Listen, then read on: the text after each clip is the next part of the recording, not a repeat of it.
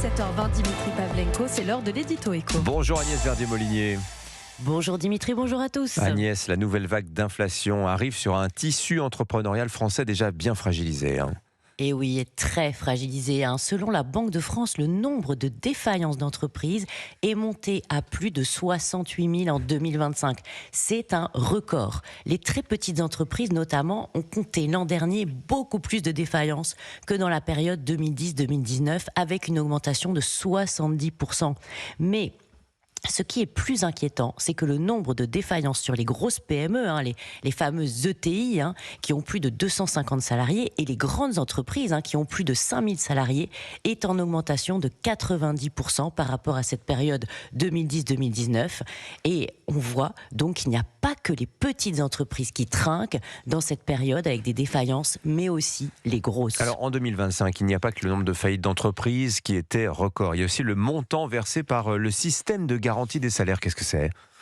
Et oui, c'est quand une entreprise ne peut pas payer les rémunérations de ses salariés ou les indemnités de licenciement, il y a l'association de garantie des salaires qui intervient pour payer aux salariés ce qu'on leur doit. Alors, il y a eu en 2025 plus de 2,2 milliards d'euros versés aux salariés pour ces entreprises qui étaient en procédure collective, en sauvegarde ou redressement ou liquidation judiciaire. Et ça, c'est un record, Dimitri, un sommet jamais atteint depuis la création du fonds en 1974.